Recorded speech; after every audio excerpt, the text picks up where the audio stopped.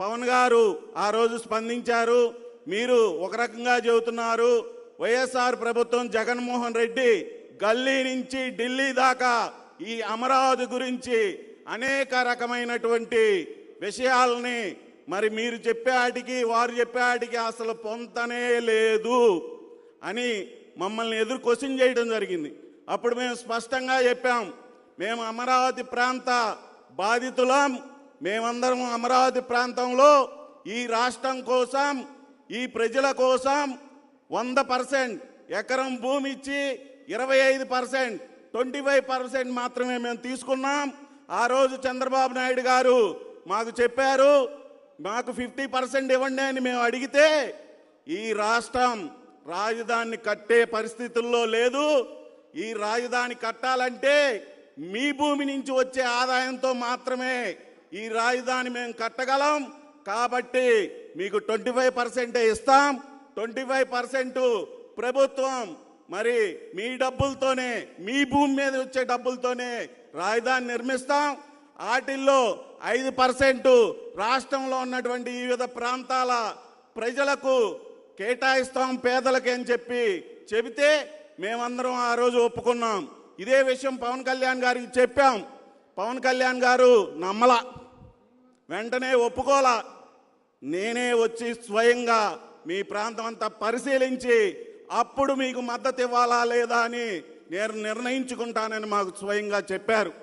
ఆ వెంటనే ఇది ఇంతటితో ఆగదు, న్యాయ పోరాటం చేయాల్సిన పరిస్థితి వస్తుంది. న్యాయ పోరాటం చేయాలంటే హానెస్ట్గా మాకు ఎవరు సహకరిస్తారు అని ఆలోచించుకొని ఆ వెంటనే హైదరాబాద్లో మేము సుజనా చౌదరి గారి దగ్గరికి వెళ్ళాం. ఆ రోజు సుజనా చౌదరి గారు మాకు ఒక హామీ ఇచ్చారు.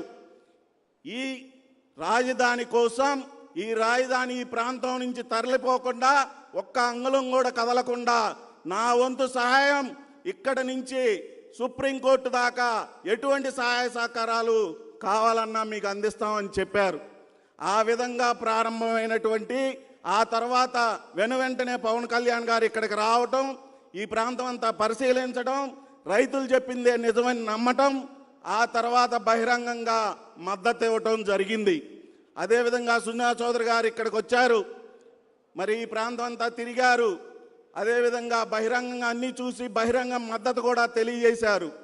మీరు అనుకోవచ్చు, మేము అప్పుడే ముందు ఆలోచించాం, మేమంతా రైతులం, మేము కష్టపడి డబ్బులు పోగు చేసి సుప్రీంకోర్టు లాయర్లకి సుమారుగా 20 కోట్ల రూపాయలని మేమందరం కూడా చందాల రూపంలో వేసుకొని, ఎకరాల లెక్క వేసుకొని సుప్రీంకోర్టు దాకా పోరాడి అమరావతి ప్రాంత రైతులుగా మా వంతుగా మేము ఇక్కడ అమరావతి నుంచి రాజధాని కదలకుండా న్యాయ పోరాటం చేశాం.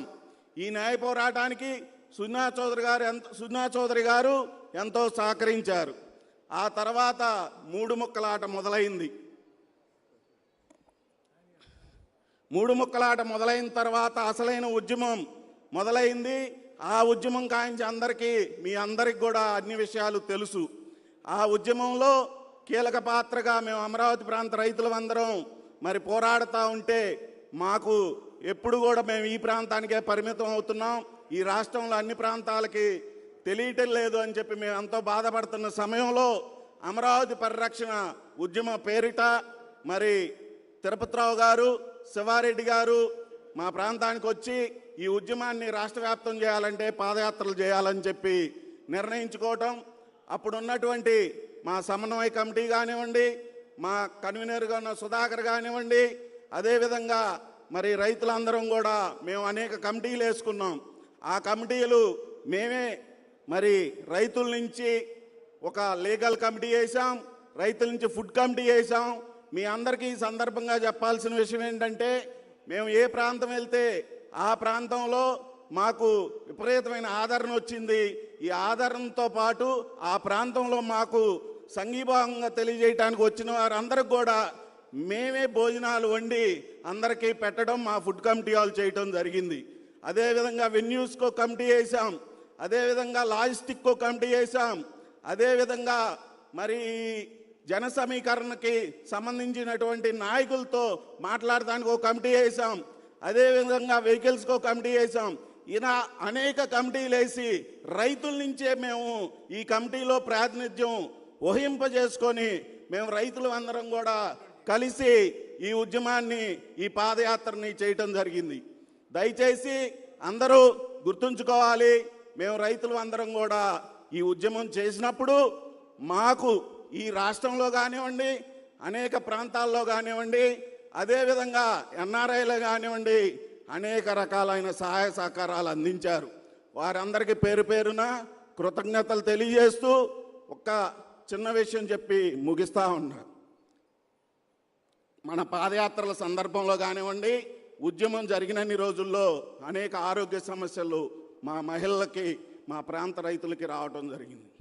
ఈ ఆరోగ్య సమస్యలన్నిటికీ మరి డాక్టర్ వజ్జే రామలింగయ్య గారు మరి ప్రత్యేకమైన పాత్ర పోషించి వివిధ ప్రదేశాల నుంచి డాక్టర్లందరిని తీసుకొచ్చి శిబిరాల్లో హెల్త్ చెకప్ చేయించి ఫ్రీగా మెడిసిన్స్ ఇప్పించి ఏమన్నా టెస్టులు చేయించాలన్నా ఫ్రీగా చేయించారు. అదేవిధంగా పాదయాత్రలు జరిగినన్ని రోజులు మాతో మాట్లాడేవాళ్ళు, ఎక్కడ ఓపీ పెడదాం, ఏ కళ్యాణ మండపాల్లో ఓపీ పెడదాం అని చెప్పి అక్కడున్న డాక్టర్లతో కూడా మాట్లాడి అక్కడున్న డాక్టర్లను కూడా ఓపీకి తీసుకొచ్చి వారికి అనేకమైనటువంటి మరి మందులు, చికిత్స